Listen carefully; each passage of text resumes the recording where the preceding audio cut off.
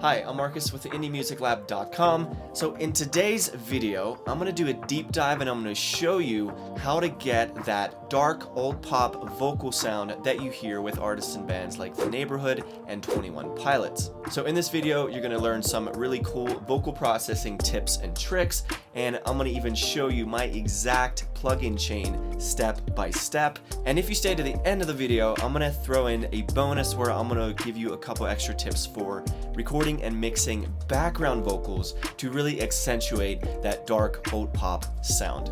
Let's dive in. Okay, so the song that I'm going to be using to illustrate everything in this video is a remake of the song Sweater Weather by the Neighbourhood. So it sounds like this. This is what we're working with. All I am is a man. I want the world in my hands. I hate the beach. Okay, so that is what we're going to be looking at and figuring out how do we get this vocal sound. So let's dive in to what we have going here. So starting with the lead vocal right here, let's turn everything off, and then I'm going to go step by step and show you exactly what I did. For now, I'm going to go ahead and turn off all the backgrounds so we have just the lead, and then we'll talk about the backgrounds at the end of the video. So to start, let's just listen to the dry vocal. All I am is a man. I want the world in my hands. So that is the take. Notice how even though it sounds pretty different when we do add the processing, obviously. I hate the beach, right? But I stand in California. It's still, though, as you can hear, this is a solid vocal take. I'm not transforming a bad take into a good vocal sound. So that's really important, that your initial vocal take singing into the mic sounds great. Otherwise, you're going to have a really hard time to get the sound that you want. Alright, so now that we have everything turned off, now what I'm going to do is, the first thing that I did here is I did actually use a little bit of Melodyne. Now, when I was referencing, since this is a remake, I did reference the original track by the Neighbourhood, and there is no auto-tune on that. But when I recorded it in, because I didn't record a bunch of takes, you know, there were a couple notes that just needed some slight adjustments. So that's why I have Melodyne here, but it didn't do a ton. I did maybe just 10 adjustments to 10 different notes throughout this 1 minute or so of vocal performance. So that's what I'm doing as far as tuning. I'm not using any auto-tune besides just a little bit of Melodyne. So now let's dive into the first thing we need to add here when it comes to these vocals is EQ. So we'll open up the EQ.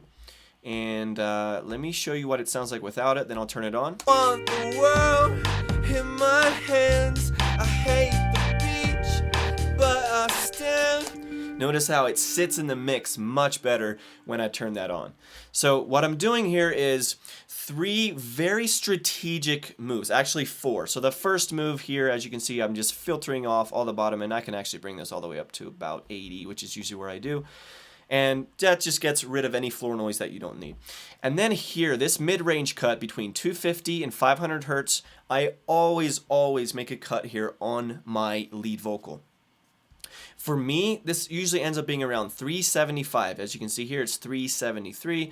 So in this range, I'll usually make anywhere from a 3 to 6, sometimes even more than that cut, depending on the style. Like if you're going for a super poppy and electronic sound, I might have cut it even more, but you still want to retain, for this sound, for this dark old pop vibe, a little bit of that warmth and that darkness. So you don't want to cut away too much of it. So I did about a 4 dB cut here in that low mid-range, as you can see.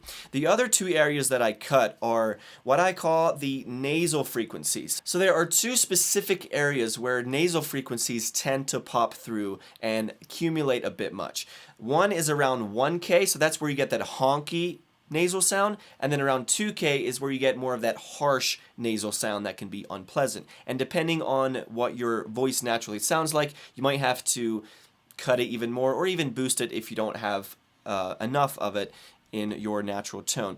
So what you can do here, let me show you what these sound like if I boost them and then bring the cut back. So we'll start here with this around 1K. I want the world in my hands. I hate the beach. Right, that's the frequency range that we're cutting there.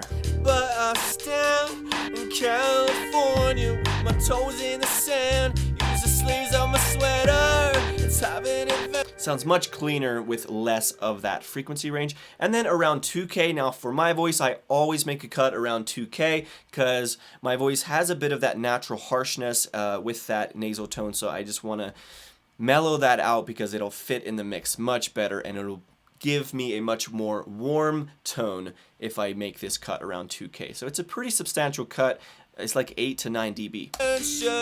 Head in the clouds, but my gravity. See, that's the harshness that I'm talking about. Touch my neck, and I'll touch yours. Okay, so that's what we're doing with EQ. And now let's move on to compression. Now, I have my 3-step compression system that I talk about all the time on this channel. So I'm just going to walk through that real quick. We have the first one is just the balance compressor, and that is just doing some basic volume. So anywhere where I have, these spikes in volume, what this first compressor is doing is just there to tame those peaks. It's not really shaping the tone in any way. It's just to tame those peaks. So fast attack, fast release. And then The world in my hands. it's not cutting it at every word. It's just the louder words. It's doing some action on this vocal to reduce the volume and balance it out. So that's the balance compressor. The next compressor is what I call the glue compressor. This is the classic, or it's not a classic, I guess, but I learned this from Joe Gilder at the Home Studio Corner, and I've used it ever since. So you have medium attack, medium release, and what I do with my stock compressor here in Studio One is you can put the ratio all the way down, and then I have the threshold all the way down at -48, which is ridiculous. You never do that. The only time you would do that is if you do in this instance where you have an extremely low ratio. Now, if it's at 1:1, then there's nothing happening. So if you slowly bring this up, it already starts to compress. Right, you can't do that. So it needs to be very subtle. But I stand in California. So there we're around the 4 to 5 dB of gain reduction on this meter, and that sounds beautiful. So here's without it. My toes in the sand. Use the sleeves of my sweater. Here's with it. It's having adventure. Starts to glue the track together, right? So that's what we're doing there. And then finally, the third compressor is what I call the punch compressor. So that's this little vintage style compressor right here. So here's without it. Head in the clouds, but my gravity center. Touch my neck, and I'll touch yours. And that helps to make that vocal punch a bit more. Now, you might think, well, that's still not enough compression, and that's true for this vocal sound, but we're going to still add saturation and distortion. So I had that in mind, and saturators and distortion plugins are also compression plugins. It's just a different variation of how it compresses the sound, but they do essentially function as compressors as well. All right, and speaking of saturation, the next plugin is Saturation Knob by Softtube. I use this on every single mix that I ever do, and I'm using a good bit of it. We have it at around 12 o'clock, as you can see here. So here is without it. Use the sleeves of my sweater. And here's with It's it. having adventure. Head in the clouds. So that adds that grit, right? It's really cool. Now the problem with this saturation plugin, which I have no idea why they wouldn't add this, is just have a volume knob or a gain knob so you can reduce the output gain, because since we're adding gain with this saturation knob. So since they don't have that, I just threw my mix tool plugin, which is just a gain knob in Studio One, and I turn it down by like 14 dB. That way the volume stays the same as we keep moving down through the chain. And finally, we have red light distortion. So we already have saturation, so that adds its own bit of distortion. And then I'm going to add another variant of distortion with red light distortion, which is a stock plugin in Studio One. So that sounds like this. But my gravity center. Here's without it. Touch my neck, and I'll touch yours. Notice how much warmth it gives it. Oh, she knows what I think about. Right? I love that warm, gritty tone. It sounds amazing. And then finally, at the very end of the chain here, I just threw an EQ on because I wanted two things. I wanted a little bit more sheenness and crispiness in the high end, because the red light distortion especially has this warming quality about it, and which then the vocals weren't quite cutting through the mix like I wanted them to. So vintage EQ right here, I just made a 3 dB boost, which is like a high shelf, so it's doing this at the top. And then also around 200 hertz, I did a 3 dB boost as well. And the thing about the 200 hertz range is that is where you get a lot of that warmth and that beautiful round mellow sound. So you want to be careful not to cut too much around 200. When you're doing the cut in the low mid, like we talked about earlier, that more starts around 250 all the way up to 500. That is the range that you usually want to cut it. But be careful about cutting at 200 because 200 is a beautiful frequency range that I absolutely love, especially on vocals. So that is the chain. Now let's dive into the effects and that I'm using on my effects channels or return tracks here in Studio One. So we'll go step by step. We've got a delay, we've got a slap delay, and then we've got a little bit of micro shift, which is automated to come in during certain sections of this song. So to start with, this main effect that you hear is this quarter note delay. I want the world in my hands. I hate the beach, but I stand and count. Right, it's got that warm, filtered out delay sound, and that really gives it that dark flavor that we're going for in this alt pop genre. So here is this delay track, or this delay effect set up on my return track here. So one by one, I started with just Valhalla delay, and it's a basic eighth note dotted delay, and I did spread it out so it gives it a bit of stereo width with this knob right here. And low and high, most of the time I like to use the high cut and the low cut on these delays. And then after that, I threw a reverb. This is very important for this type of spacey, reverbic, dark vibe, is you need to put a reverb on the delay channel. That way, when it runs through the delay, that delay signal gets washed out by a reverb. So that's what we have here. I got the mix at halfway, so it's really washing it out. And I just went with the concert hall. And it sounds like this. My toes in the sand, use the sleeves on my sweater. Let's have an adventure. Sounds amazing, right? So let's bring this back down. The next thing I did is just a little bit of flange. So it's not doing a ton. I only have the mix at 26%, and it's just a basic flanger in Studio One. I hate the beach. What that does is it just helps that signal, that delay, washy reverb sound to swim around a bit and to not be as static. It just gives it a little bit of an extra flair and chorusy sound to it that I really like.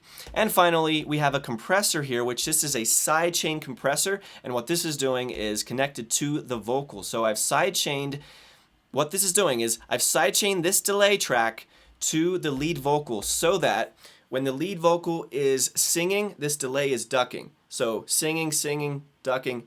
As soon as I stop in between phrases, then the delay comes back to full volume. So that is the utility of having a compressor and using it as a sidechain. So here is what it sounds like. See if you can hear. All I am is a man. I want the world in my head. So this quarter note delay is the most important effect when it comes to all the effects that we have here. It's the one that is the most dominant, and it's the one that has the most effect to achieving this sound when it comes to delay. So that is what we have with that. The next thing, and the next most important effect, is the slap delay. So this helps give that vocal just a little bit more width and space. And I like to use slap delays generally over like a short room reverb because it's actually what it sounds like, but I like the sound of a slap delay better than a room reverb. So here's what it sounds like. Man, I want the world in my hands. I hate the beach, but I stand in California. So slap delays are as simple as they come. All you do is have a stereo delay, so you have options for left and right, and then you just slightly offset them. So here I've got 82 milliseconds on the left side, 107 on the right side. That way, that's how you get that nice width and that slight separation. Feedback at 0 because you only want it to slap back once, so it has the effect of like you're in a room. So it's like a super short reverb is essentially what this is, and then again, low cut and high cut here. So that's the slap delay. And then just one more thing when it comes to these effects here is micro shift. Now I just automated micro shift to come in just to give it a bit of variation. So here it's not activated. In the sand, use the sleeves, I must not touch yours. You and I, oh, she knows what I think. And then here I activate it. So here's what it sounds like if it's exaggerated. So it's just a doubler effect, and I'm using microshift to achieve this by Sound Toys. It's a default setting with that, nothing else on it. And I love using microshift for this specific purpose, where you automate it to come in to give one section a bit of separation, to give it its own life, and then maybe remove it when it's the verse or it's a softer, a more low-key section of the song that you're working on. So that is what we're doing with the effects here. Now, before we wrap this up and I show you a couple of tips and tricks for background vocals, before I do that, I do want to let you know about a free gift I have. It's called a visual guide for fixing vocal EQ problems. If you've ever struggled with trying to use an EQ and use it strategically and use it to actually make your vocals sound better and to fix actual problems, then this is really going to help you out, and it's visual as well. So I have in this free PDF, I have 8 problems and 8 solutions for if your problem is this, say it's too muddy, make this cut, and you can visually see it as well. And you'll be able to use this as a reference, as a guide to start making EQ moves that actually fix problems and that actually make your vocal mix better. So be sure to download that. Link is in the description below. It's absolutely free. All right, now let's dive back in and look at the background vocals for this song. And I just want to share a couple tips for really accentuating this dark pop sound with background vocals. So here's what I have. So there's no backgrounds here. And then here's where they come in. Oh, I forgot to turn down that micro shift again. Let me turn that back down.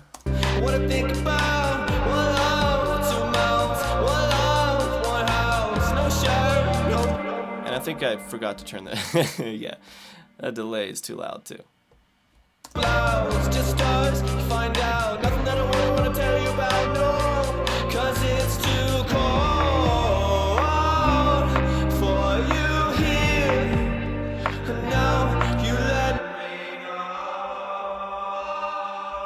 of your head. As you can hear, it's not, the individual vocal takes aren't that great at all, and it's because they don't have to be. And I was literally sitting right here at it. I didn't have my reflection filter or anything. I just sang these in because they're tucked in the back. It doesn't matter. So here, for this part, we have the O's. Let me see. Where is that? Here.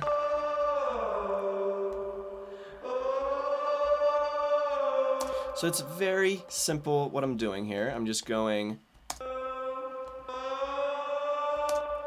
Let me turn everything off so we can actually hear it. Right?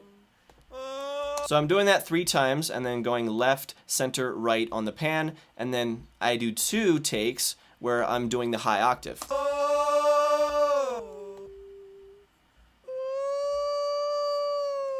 Right? So we got that, and then I did that twice, panned those left and right, and then grouped them together, sent them all to the same background vocals bus right here, and then processed them all on here.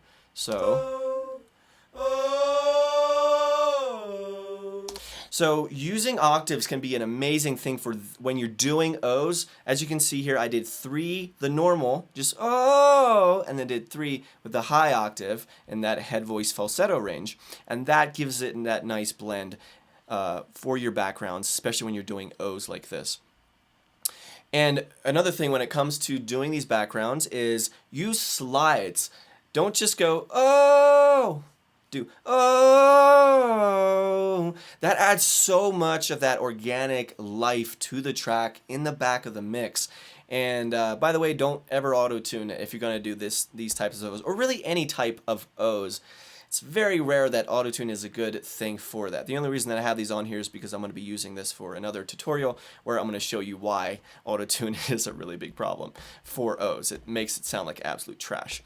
Anyway, let's move on real quick and I'll just walk you through. So for background, since it is less important that I dial everything in perfectly, since we're filtering it out anyway, I just threw JJP vocals on here, which is like an all-in-one EQ compression, and it just gets the vocal in a good place right off the bat. And then I just did EQ, which as you can see here, we're filtering out the top end all the way down to about 3 or 4K. And that's a big deal because if we don't, it's too much of that high end. We don't need that. We're going for that dark, alt pop vocal sound. So make sure you're filtering out these types of vocals in your dark alt pop tracks. And then finally, yeah, this was just to automate the volume to become louder during this section.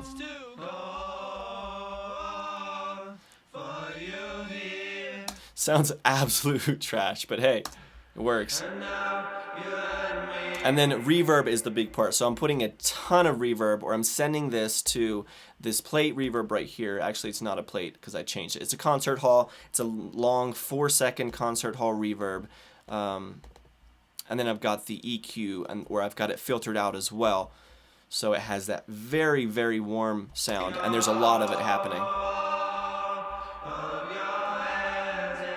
And as you can hear, like, these aren't some sophisticated harmonies either. So if you are going to add harmonies to your tracks, often you can be extremely monotone with it. You can just go da da da da da da da da da. You can just do that, and as long as it's a melodic tone, like the first or the third or the fifth of the key or the scale that you're in, then it can sound great. You don't have to move around a lot to just get a basic harmony melody down. So that is it. That is how you get a dark alt pop vocal sound. I really hope this was helpful. Once again, if you need help with your EQ on your lead vocals especially, then go download my visual guide for fixing vocal EQ problems. It is really going to help you out, and it'll help you to escape that trap of making a bunch of blind EQ moves without knowing whether it's actually helping or not. So download that. I think it's really going to help you out. Thank you so much for watching. I will see you in the next video, my friend. Happy music making. See ya.